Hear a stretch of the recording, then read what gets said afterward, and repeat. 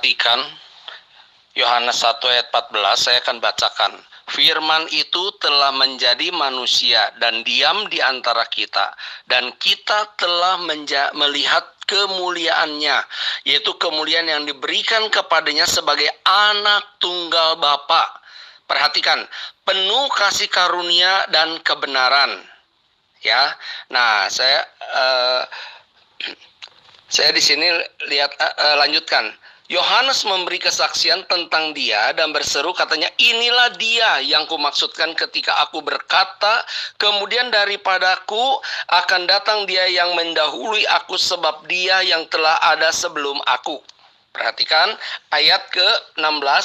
Karena dari kepenuhannya kita semua telah menerima kasih karunia demi kasih karunia. Ayat 17.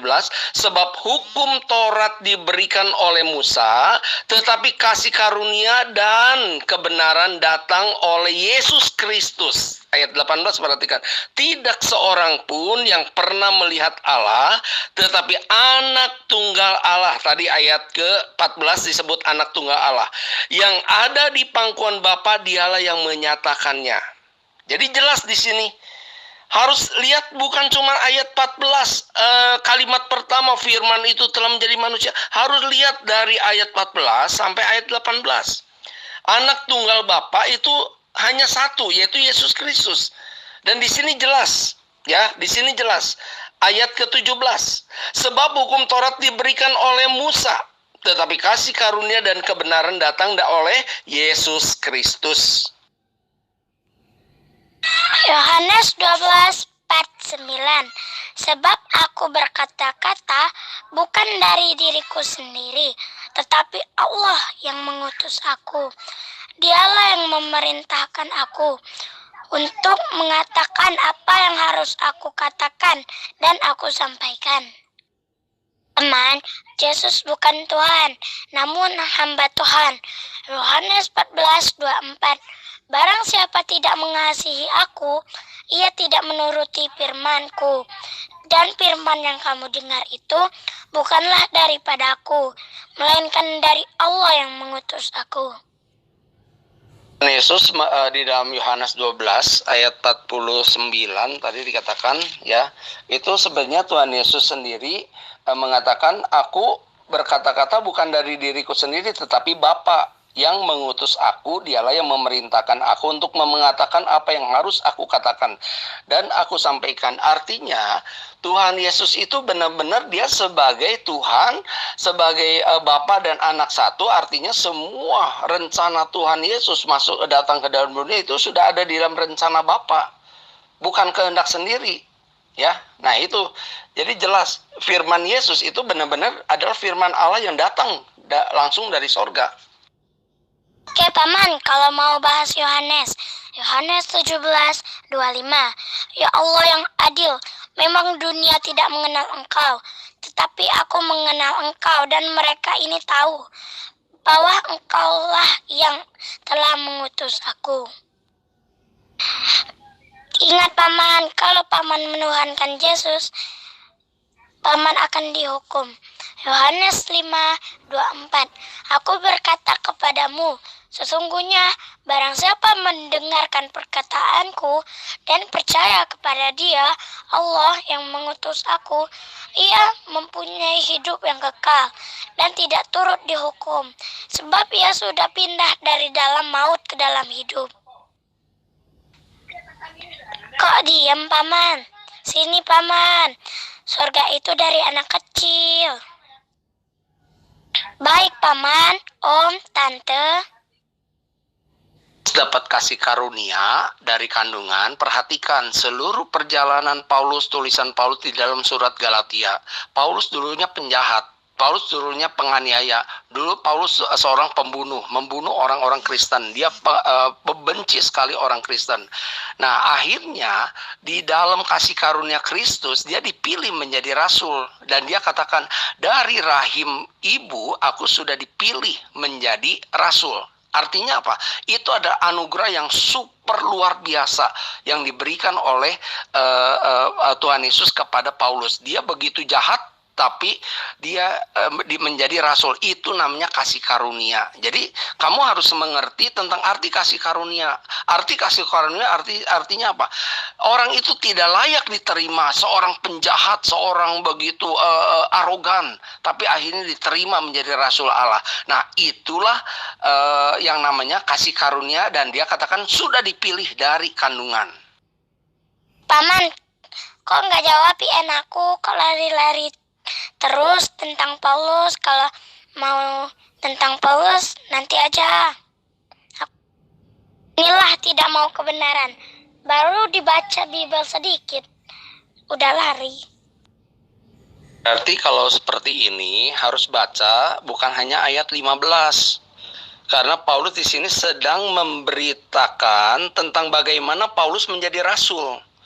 Ya, dia juga cerita bahwa dulunya dia adalah seorang pembunuh, dia cerita panjang lebar. Nah, kenapa akhirnya dia mengatakan bahwa aku sudah dipilih sejak dari kandungan ibuku? Ya, ayat 16 perhatikan, berkenan menyatakan anaknya di dalam aku, supaya aku memberitakan dia di antara bangsa-bangsa bukan Yahudi. Maka sesaat pun aku tidak minta pertimbangan kepada manusia. Nah, perhatikan di sini. Tuhan Yesus mau pakai Paulus di mana? Di bangsa-bangsa. Artinya apa? Itu ada satu filosofi, ada satu filsafat yang luar biasa, sehingga Paulus menguasai 3 filsafat. Filsafat Romawi, filsafat Yahudi, filsafat Kristen. Ya, sehingga Paulus dipakai oleh Tuhan secara luar biasa sampai ke bangsa-bangsa. Nah, sekarang Paulus pada saat lahir, kenapa dia menjadi seorang yang begitu arogan? Karena dia dilahirkan, dibesarkan di dalam tradisi Yudaisme. Ya, sehingga dia begitu tidak suka, ya seperti kalian orang Muslim juga nggak suka kalau Yesus itu sebagai Tuhan mati dan bangkit. Paulus seperti itu, dia sangat benci, ya, sampai akhirnya dia membunuh. Nah, akhirnya ketika dia bertemu dengan Tuhan Yesus di Damsyik, dia baru tahu, oh ternyata Yesus yang saya kejar-kejar itu adalah Tuhan gereja. Nah, itu.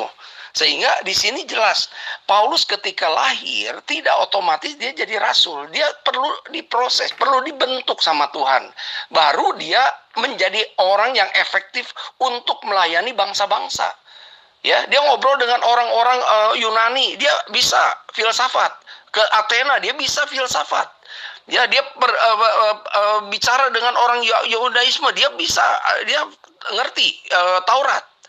Nah, seperti itu.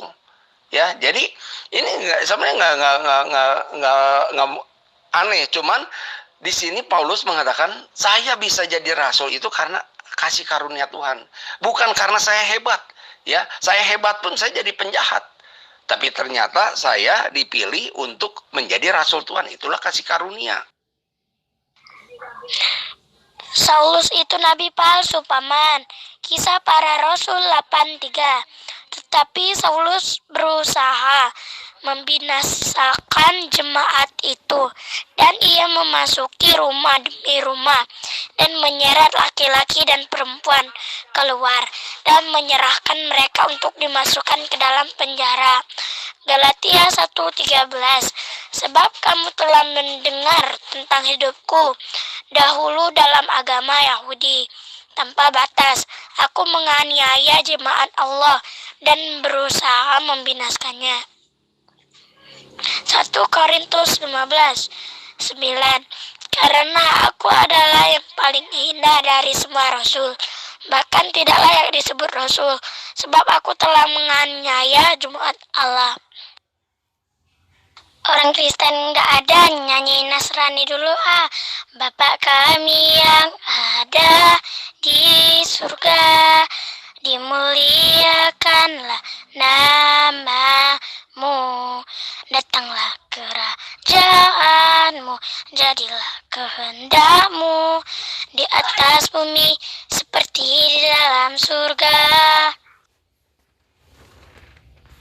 Justru ini kamu harus ngerti tentang kasih karunia. Paulus di dalam ayat 13, Galatia 1 ayat 13-14 itu bicara tentang kehebatan dia. ya di agama Yahudi, bahkan dia menganiaya jemaat. Nah, kenapa sekarang dia jadi rasul Tuhan? Itu karena kasih karunia. Itu yang pertama. Yang kedua, ya yang kedua, perhatikan pada saat dia masuk di dalam agama Yahudi, ya Yudaisme, dia nggak sadar. Ya, dia pikir semuanya bagus, semuanya ini saya demi Taurat, saya demi Allah, saya mengejar orang Kristen. Tapi ternyata semuanya salah.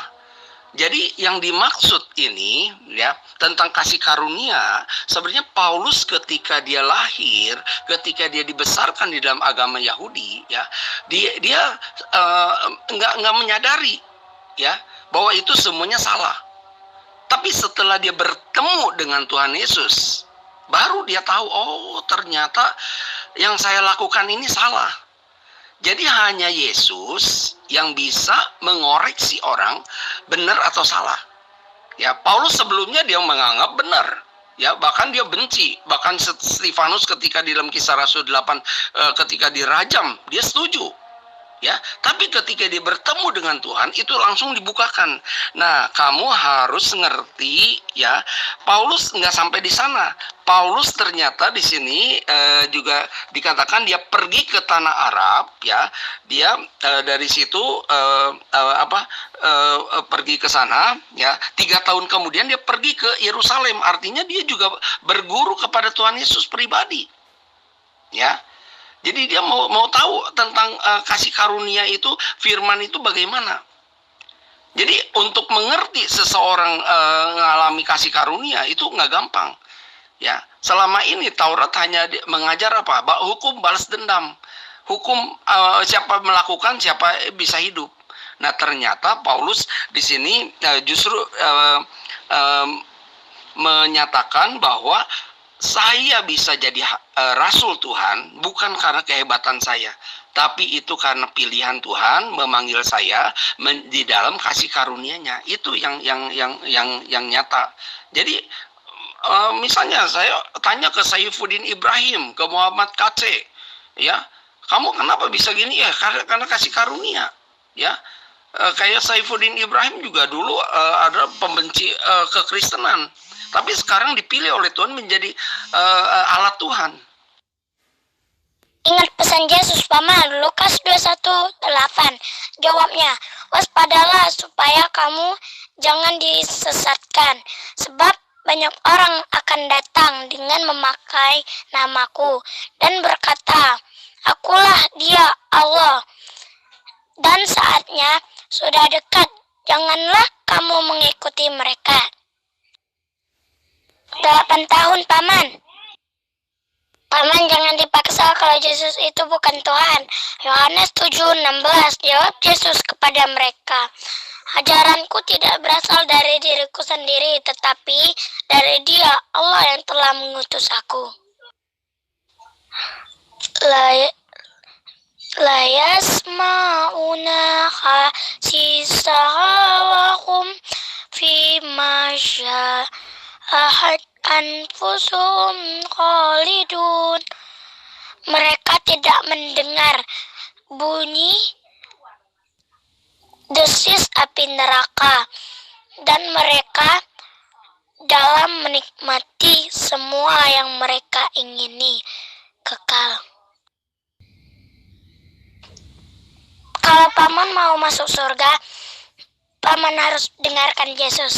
Bagiku tidak ada sukacita yang lebih besar daripada mendengar bahwa anak-anakku hidup dalam kebenaran. Yohanes 1:4. Jelas itu bahwa Yesus ada jalan, kebenaran, dan hidup. Tidak ada seorang pun yang datang pada Bapa kalau tidak melalui aku. Ya, udah jelas di bawah kolong langit ini tidak ada nama lain yang melaluinya kita dapat diselamatkan kecuali melalui Dia yang bisa menyelamatkan kita. Jadi Yesuslah satu-satunya oknum yang pribadi yang bisa menuntun kita masuk ke dalam kerajaan sorga. Yang akan masuk kerajaan sorga itu perintahnya, bukan yang melanggar perintahnya. Paman, senarisnya paman itu akui Yesus itu adalah Rasul. Yesus bukan Tuhan dan tidak sama dengan Tuhan. Yesus lebih kecil daripada Tuhan. Yohanes 10:29. Tuhan lebih besar daripada Yesus. Yohanes 14:28. Yesus duduk di sebelah kanan Tuhan. Markus 16:19. Roma 8:4. Yesus berdiri di sebelah kanan Tuhan. Kisah Para Rasul 7:56. Allah tahu kapan datangnya kiamat, sedangkan Yesus tidak tahu. Matius 24:36. Tuhan Yesus sebelum datang ke dalam dunia, dia sebagai Tuhan. Nah, datang ke dalam dunia ngapain? Dia harus mati di atas kayu salib, ya. Dia mati 3 hari, kemudian bangkit. Untuk apa? Yaitu untuk menebus dosa-dosa manusia.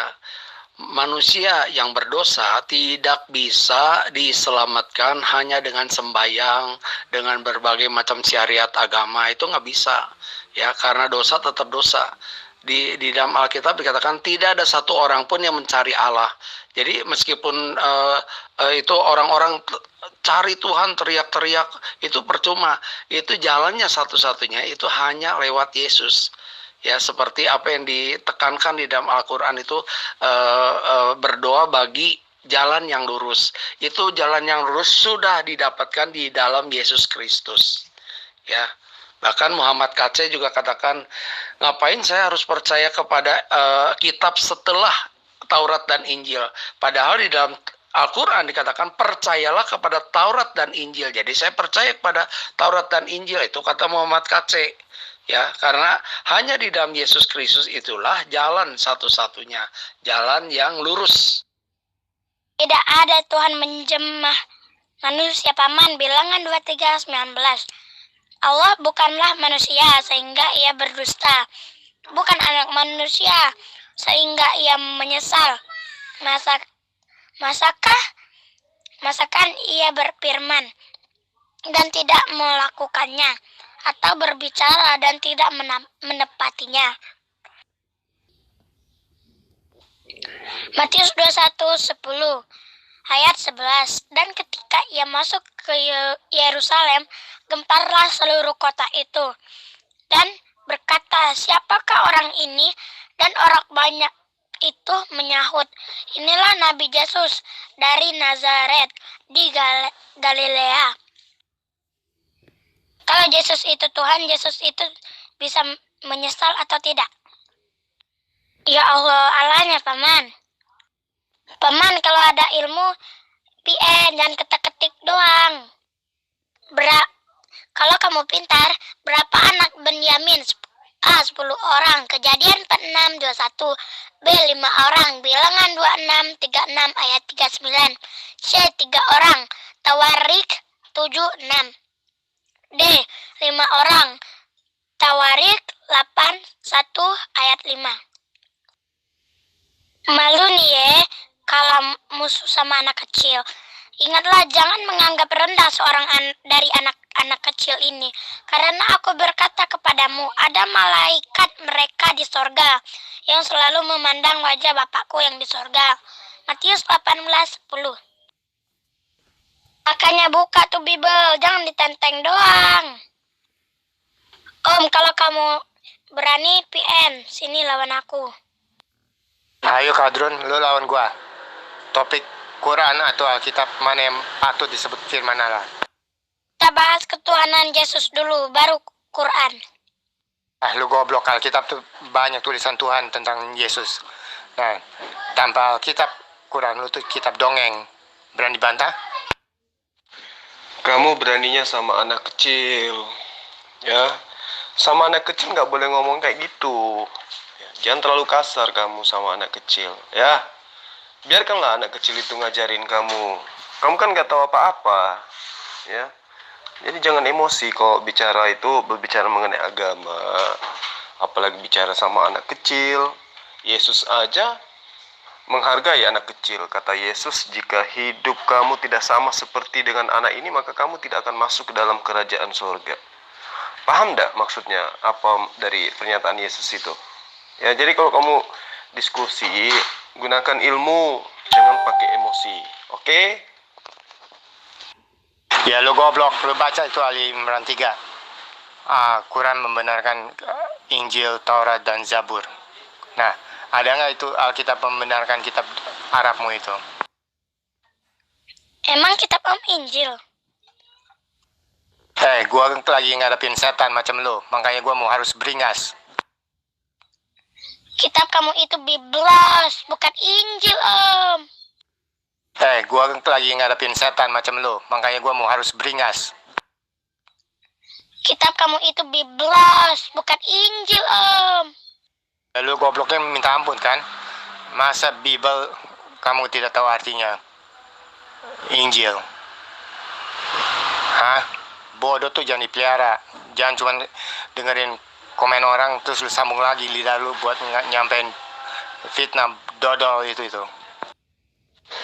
Loh, sama anak kecil nggak usah kayak kasar gitu, Bang. Santai aja, napa? Memang kitabmu itu bukan Biblos, bukan Injil kok. Kitabmu itu Biblos, Gospel. Ngerti nggak kamu? Atau mau diajarin sama anak kecil ini? Ya, kamu santai, jangan emosi, relax. Masa kamu lawan anak usia 6 tahun kamu panik kayak gitu? Santai aja, santai. Ya, saya sedang nyimak kamu lawan anak-anak saya. Ngerti? Bible itu buku, bukan Injil, Om. Anak kecil aja tahu. Ya Zuma, lu apa bedanya alam lu dengan setan? Tunjukin sifat bedanya. Ya beda lah. Kalau Allah itu mengajarkan manusia kebaikan, kebenaran. Kalau setan itu mengajarkan menyembah Yesus, makan babi, itu bedanya. Paham? Ya Biblos itu bahasa Belanda, goblok. Nggak usah goblok-goblokin lah. Ya. Biblos itu bahasa Belanda. Terus Alkitab itu bahasa apa coba? Injil itu bahasa apa coba? Coba kamu jawab dengan jujur. Biar kita tahu, biar kita kupas. Ya, atau biar anak saya yang injilin kamu deh. Kelihatannya kamu kesurupan. Ya Biblos itu bahasa Belanda, goblok. Ajaran penjajah. Kok dibawa di sini? Ajaran penjajah. Kok dibawa di sini? Ya lu gobloknya minta ampun itu. Perang pertama dunia itu akibat terlalu banyak Yahudi tinggal di Turki. Turki membunuh dan juga ketika ia diserang sama Barat, ia minta tolong sama Jerman, maka terjadilah Perang Dunia Pertama.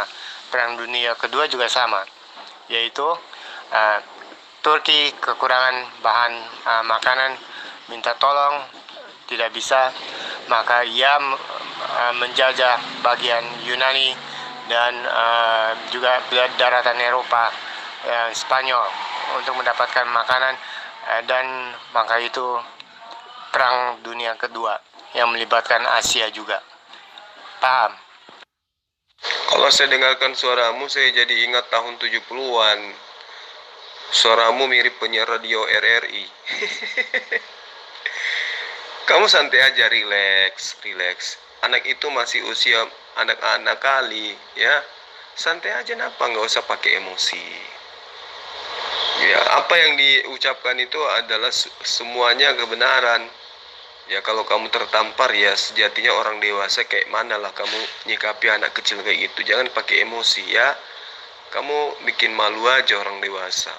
Santai, relax. Ya itu Paulus. Jadi apa urusan lu sama Paulus?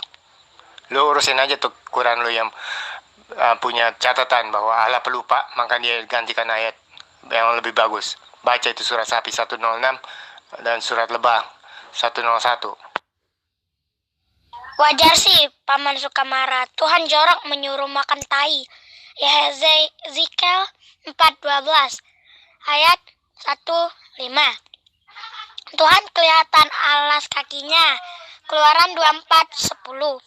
Tuhan merasa jemu, bosan. Yeremia 15:6. Tuhan peta umpet dengan Adam. Kejadian 38 ayat 10. Baca kalau mau, paman. Gue ajak tanding loh kalau mau. Ya lu gobloknya minta ampun.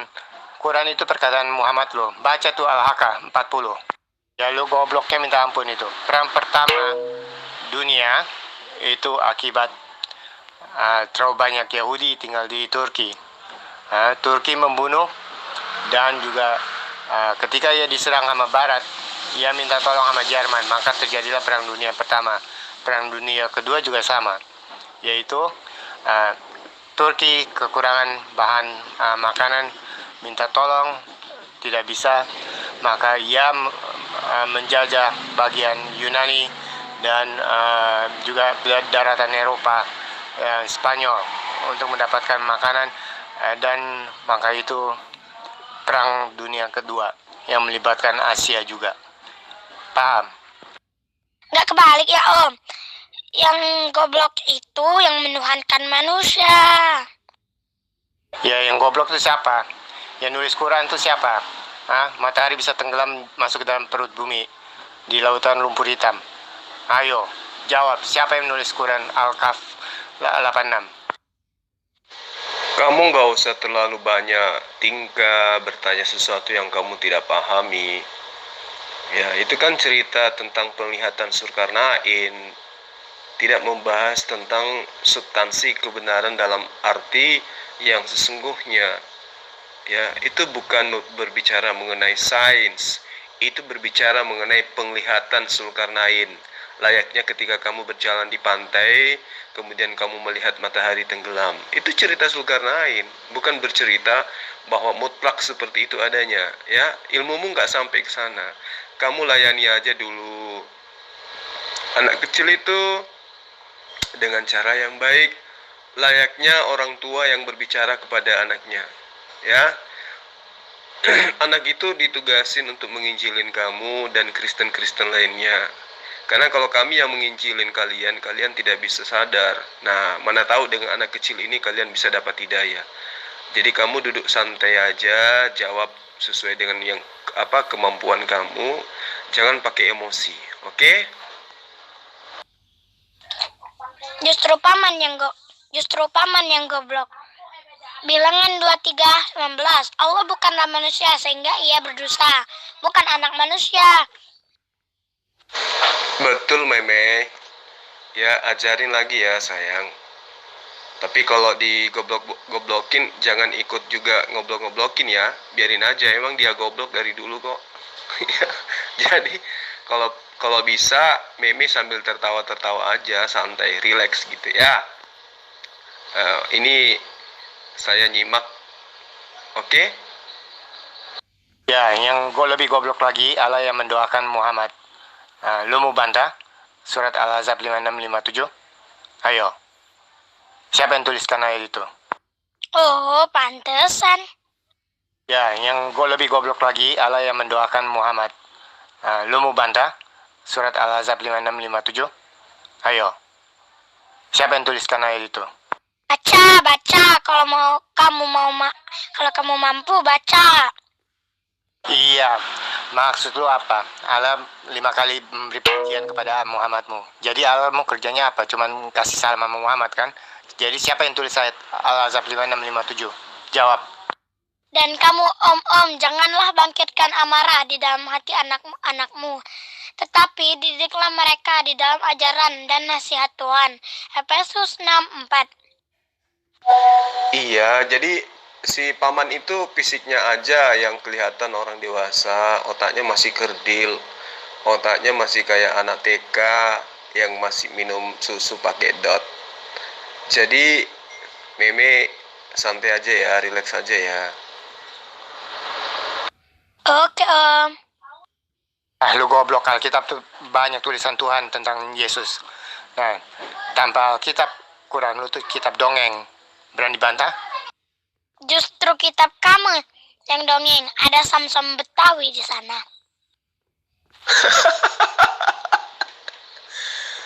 Aduh, untung aja Samson Betawi. Coba kalau Tarsan. Maaf ya, tidak meladeni yang tidak punya ilmu. Bagus, Mei, harus tegas juga. Betul, gak usah dilayani yang tidak punya ilmu. Betul, lanjut. Udah jangan bunuh sulu lah. Lu udah gua buktikan goblok, nggak ngerti Alkitab. Lu salah kutip bilangan 23, 19 menjadi ayat 16. Tolol, itu namanya ilmu copy paste, goblok. Berarti kamu gak hafal ya? Cari-cari dulu. Malu. Ya lu goblok kan? Tadi udah terbukti nggak tahu Alkitab kan? Lu salah sebut itu ayat bilangan 23, 19 jadi ayat 16. Najubillah, ontak kamu tafsir Alkitab gua. Ya bener paman, Tuhan itu bukan manusia. Siapa takut sama anak kecil? Lu aja gua udah buktikan sekali sikat. Lu salah catat ayat. Walaupun salah catat, tapi benar Tuhannya itu bukan manusia. Om, kalau Om nggak mampu, panggil anak Om. Ya kalau lu sembah itu batu doang. Masa ya Allah datang minta sumbangan? Gila. Masa ya Allah minta pinjaman uang kepada manusia? Najubillah, itu mah anak TK juga pasti bilang, ih Allah kok kayak gitu, goblok amat gue imani. Kamu kalau giliran membahas tentang Allah, kamu hebat. Ya. Tapi giliran kamu diajarin sama anak-anak bahwa Allah itu bukan manusia, bukan anak manusia, kamu nggak bisa sehat. Yesus manusia, Yesus anak manusia, berarti dia bukan Allah. Kamu nggak paham kan sampai sana? Tapi giliran kamu menghujat daripada Allah, kamu hebat. Ya.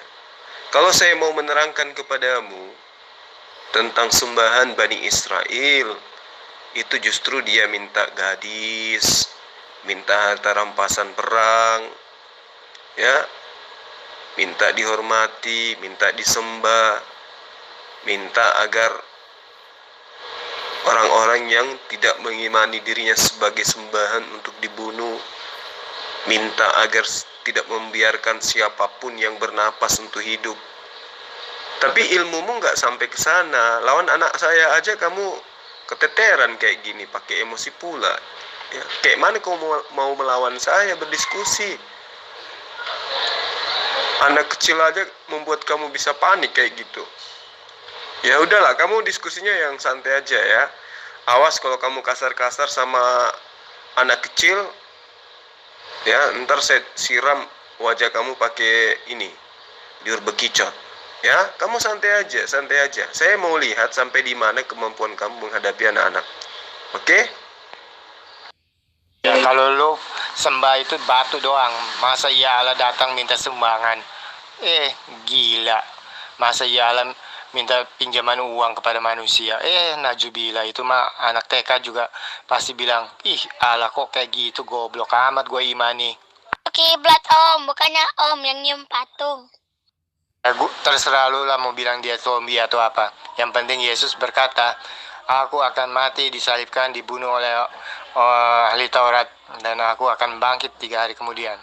Nah itu mau ngapain? Berarti hebat orang Yahudi dong daripada Tuhan Yesus. Oh biarin aja. Makanya itu Yahudi sampai sekarang masih getok-getok kepalanya ke batu minta tunjukin rajanya dia. Aduh ampun ya anak. Lu nonton BF kebanyakan kali ya, nggak pernah lihat itu berita TV CNN yang memberitakan tentang ibadah Yahudi. Namanya Stufila. Najubillah lah. Gak nyadar Om. Om curi kitabnya. Ya kenapa Allah tidak bisa usir setan? Malah Allah kirim setan ke bumi untuk menyesatkan orang sesat. Nah, itu kan otak logika kerbau namanya. Markus 12:29. Hai babi Israel, Tuhan Allah kita, Tuhan itu Esa. Yang lu gak sadar, lu tuh yang mengcopy Alkitab gua dengan cerita dongeng Isa. Siapa yang ngopi? Malu. Ya lu ngapain ngikutin cerita Isa di salib? Ayo, jelasin. Kalau kami ngopi, kami ngikutin Yesus. Kamu kagak Om. Yesus sunat, kami sunat. Yesus puasa, Yesus juga puasa.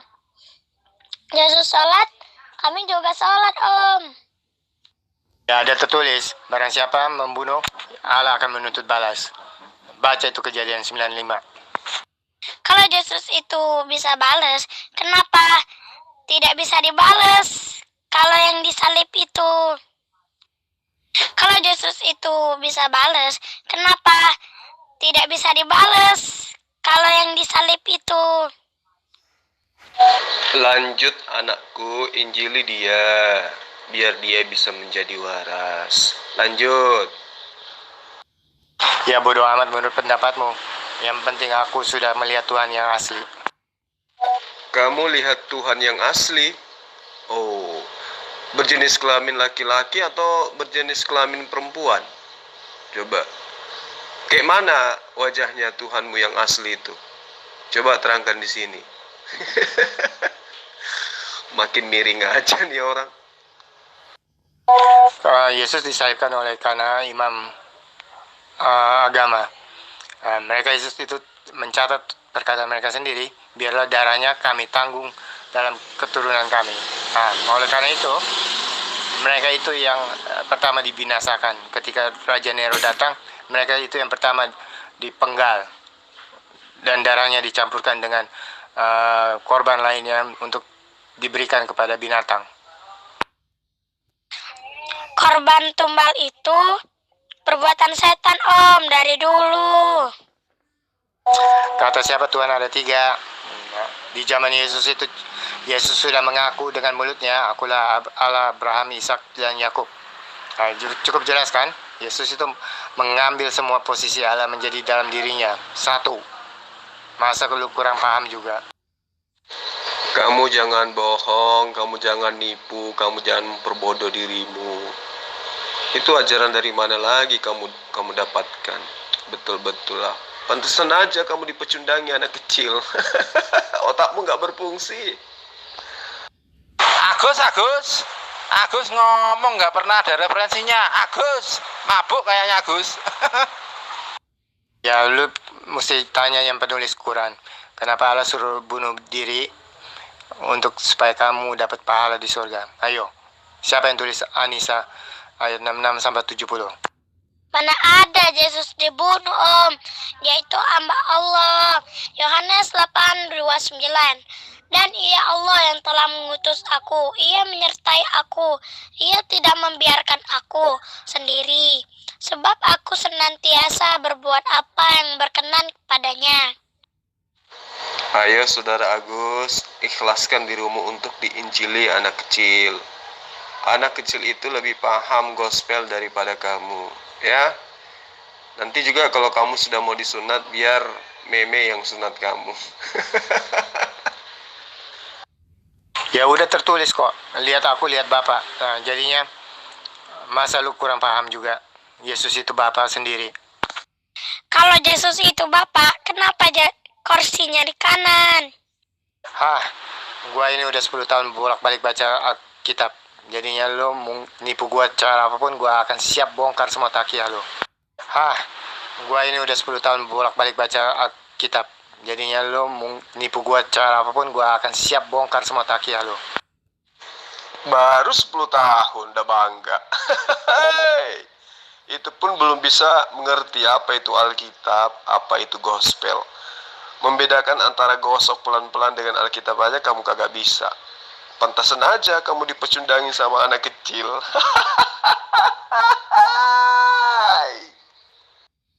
Ya udah tertulis kok. Lihat aku, lihat Bapak. Jadinya masa lu kurang paham juga? Yesus itu Bapak sendiri. Gua ini udah 10 tahun bolak-balik baca Alkitab. Jadinya lo nipu gua cara apapun, gua akan siap bongkar semua takiah lo. Itu dibaca atau diplototin doang, Om? Ya makanya Bapak baca kitab yang benar. Pada penulisan kitab pertama, ya dia mengaku sebagai anak Allah. Dan ketika dia sudah mendekati masa selesainya tugasnya, dia berkata, lihat aku, lihat Bapak. Apapun yang kamu doakan, mintalah dalam namaku, aku akan pergi kepada Bapak dan memberikannya padamu. Nah, lihat kurang ajar nggak si Yesus itu? Dia bisa pergi ambil aja sendiri dan berikan pada kita. Asal kita doa dalam namanya. Nah, otakmu jalan nggak? Paman, iya, Yesus itu kurang ajar. Ibunya aja dibunuh, padahal dia Tuhan. Paman, iya, Yesus itu kurang ajar. Ibunya aja dibunuh, padahal dia Tuhan. Jangan terlalu nendang, anakku. Si paman itu belum disunat, jadi akalnya belum bisa berfungsi dengan baik. Jangan dikasih materi yang terlalu tinggi, yang biasa-biasa aja. Itu aja udah kelabakan, dia udah panik, emosi dia. Dia mau pukul tembok, takut kakinya, tangannya sakit. Dia mau pukul dirinya sendiri, takut sakit. Mau pukul meme nggak nampak olehnya. Jadinya emosi dia. Mana ayatnya Yesus bunuh emaknya? Anda ini jangan berbohong ya. Jadi yang membunuh Maria itu bukan atas instruksi Yesus ya? Oh, berarti Yesus bukan Tuhan ya? Oh, gitu. Syukurlah.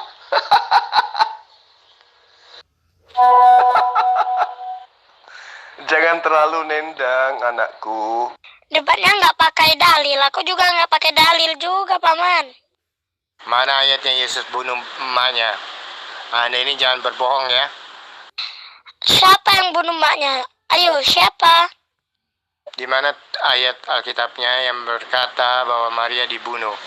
Silakan tunjukkan. Loh, semua manusia yang mati itu pasti dibunuh. Ngerti nggak maksudnya? Dibunuh itu artinya dimatikan, dicabut nyawanya, dipisahkan antara jasad dengan ruhnya. Itu dibunuh namanya. Udah nyampe pada ajal yang ditentukan, ya dibunuh. Masya Allah. Iya, pantasan aja kamu ditertawain sama anak kecil. Ya, sekarang saya tanya, yang mengatur sampai Maria itu meninggal siapa? Bukan Yesus. Di mana ayat Alkitabnya yang berkata bahwa Maria dibunuh? Silakan tunjukkan. Ayo, Om, siapa yang bunuh Tante Maria? Ya, lu tunjukin aja ayat Alkitab Maria itu mati dibunuh. Ah, kok Om balik bertanya? Itu kan mak Tuhan.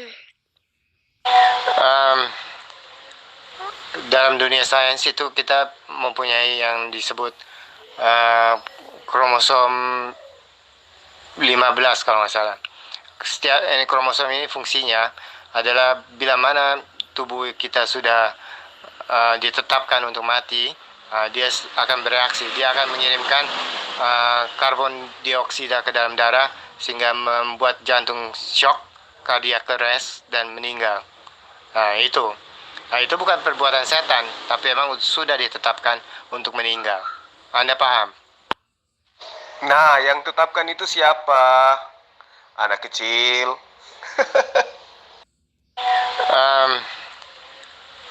Dalam dunia sains itu kita mempunyai yang disebut kromosom 15 kalau nggak salah. Ini pelajaran biologi atau pelajaran Tuhan? Mohon maaf ya kalau misalnya gue tiba-tiba off, itu baterai gue tinggal 2%. Oke? Kabur nih ya. Ya dia nggak pakai nama asli, mana gue tahu siapa si Sulfiki. Suruh dia tulis pertanyaannya kepada gue akan jawab dengan terang benderang. Tapi baterai gue tinggal 2% ya. Jadi gue kalau misalnya off, ya udah nasib, baterai gue habis. Baterai habis, Yesus mati. Aduh, kasihan deh. Agus. Ya cocok. Iya wanta, nggak mempan. Lu udah salah satu kadrun yang nyungsep malam ini karena salah sebut ayat bilangan 23:19 menjadi 23:16. Goblok lu adu debat dengan gua. Kita boleh ngopas kok lu nggak ngerti. Coba sebutin, apa itu ayatnya? Berani nggak nyebutinnya, Om? Pasti malu nih. Ya tulis nomor dia biar saya langsung one on one sama dia. Saya dari tadi nyimak kamu. Saya Zulkifli M. Abbas. Ya, yang kamu hadapi tadi itu adalah penginjil junior. Kamu babak belur. Sekarang kamu sok-sok mau lawan saya. Waduh. Kamu cebok dulu deh pakai air 1 sendok. Loh, kalau kamu menanyakan Allah Subhanahu wa taala tahu ini masalah hari kiamat, jelas tahu. Ya kan? Jangan pun hari kiamat, nyawa kamu aja dirahasiakan sama Allah. Ya? Paham ya? Ini kan menyangkut Yesus itu adalah manusia, tapi kalian tuhankan. Itu yang jadi pertanyaan. Kalau kamu mengatakan bahwa Bapak yang tahu, jelas. Ya kan? Berarti Yesus tidak tahu. Kalau kamu mengatakan bahwa Allah Subhanahu wa taala tahu hari kiamat, tahu. Kata siapa Allah tidak tahu? Ya kan, tapi semuanya itu kan ada rahasia Allah. Sama dengan Yesus mengatakan hanya Bapa yang tahu. Paham ya sampai di sini ya? Berarti kan Yesus kan gagal jadi Tuhan. Udahlah bro, nggak usah melintir sana melintir sini. Betul Om, masa kolor hijau dituhankan? Itu belum dibaptis ya Om, soalnya belum diempang. Dia itu sudah dibaptis, tapi di comberan, bukan di empang. Catat ya perkataan saya sekarang. Saya minta nomor telepon Zulfikri M. Abbas tulis di sini biar saya langsung debat one on one sama dia. Aduh, orangnya udah ada, kamunya masih belum sadar. Bang Zuma, coba dulu Bang, diinjilin dulu Bang ini apa tuh si Agus ini Bang. Kayaknya dia ini sosip kayaknya Bang. Coba dikasih dulu tatahan dia nih supaya dia paham. Dia udah tahu kalau dia lagi diskusi dengan Zulkifli dari tadi, tapi pura-pura aja Bang, dia nggak ngerti, nggak tahu. Dia minta nomorku pula tuh. Kan lucu ya kan? Coba deh Abang sampaikan bahwa saya lah Zulkifli sama Abbas gitu, biar nggak kesurupan dia. Wah, lu kalau mau curhat, lu mendingan masuk ke biro jodoh aja. Curhat sana sama tante-tante yang 2 memek G. Kamu ngomong sama anak kecil nggak boleh gitu dong. Ya, emosi, tapi jangan kasar sama anak kecil. Dia tuh umurnya baru seberapa, 6 tahun aja juga belum cukup, 7 tahun. Ya, kamu bicara sama anak kecil jangan kayak gitulah. Ajaran kasih apa yang kamu punya? Ya, santai. Kamu mau diskusi dengan saya? Saya Zulkifli M. Abbas yang dari tadi ngakak melihat kamu diskusi sama anak kecil, kamu diinjilin, dibotakin sama anak saya. Gimana? Kamu mau diskusi dengan saya? Kamu punya ilmu apa coba? Ya, kamu kalau bicara sama anak kecil ya jangan kasar-kasar gitulah. Bahasamu terlalu jorok, tahu nggak? Sorry ya, baterai gue udah mau habis. Oke, jadi untuk hari ini ya cukup. Dan juga itu Pak Yuas, tolong tuliskan nomornya si Zulfikri M. Abbas di sini biar kalau bisa kamu tulis di telepon saya, WhatsApp saya sendiri, biar saya berdialog 1 lawan 1 dengan dia. Saya pengen lihat seberapa hebat sih ilmu dia, karena dia selalu menghindar ketika saya masuk ke grup debatnya. Om pintar di Bible. Berapa jumlah orang buta yang bertemu Yesus di Yeriko? A. 2 orang buta. Matius 20:29 ayat 30. B. Hanya 1 orang buta saja. Markus 10:46. Wah, lu kalau mau curhat, lu mendingan masuk ke biro jodoh aja. Curhat sana sama tante-tante yang 2 memek G. Kalau paman mau mabuk, jangan di sini. Hari Minggu tuh kalau mau mabuk. Iya, dia nih kayaknya ngomong minta fokuskan. Sekarang udah saya fokuskan kepada Bang Zuma. Kok dia ngalung ngidul lagi? Iya itu dia Bang. Dia stres. Kalah argumen sama Meme. Kalah argumen dia. Meme menguasai dalil, dia cuma asumsi. Ya kayak mana mau tenang dia. Stres lah jadinya. Saya sangat paham dibanding sampean. Ya, jadi memang Yesus harus mengatakan hanya Bapa yang tahu. Ya, maka itu Yesus ngasih gambaran itu seperti pencuri datangnya, yang kamu sampai sekarang belum bisa jawab. Kenapa yang datang menjadi hakim yang adil akhir zaman itu Yesus Kristus, bukan nabi yang ngaku-ngaku nabi akhir zaman? Kenapa harus Yesus?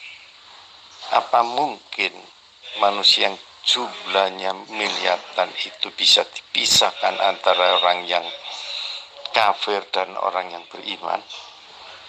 Jika dia tidak punya hakikat Tuhan, itu yang kamu belum bisa jawab. Ya, kamu belum bisa jawab. Nanti akhir zaman kamu diadili, termasuk nabimu. Paham? Apa Yesus turun di akhir zaman karena kalian menuhankan Yesus? Termasuk kamu sama bapakmu diadili Yesus Kristus. Ya, karena gak percaya bahwa Yesus itu Tuhan, kamu akan dimasukkan neraka. Ya, Bukan setiap orang yang berseru kepadaku, Tuhan, Tuhan, akan masuk ke dalam kerajaan sorga, melainkan dia yang melakukan kehendak Bapakku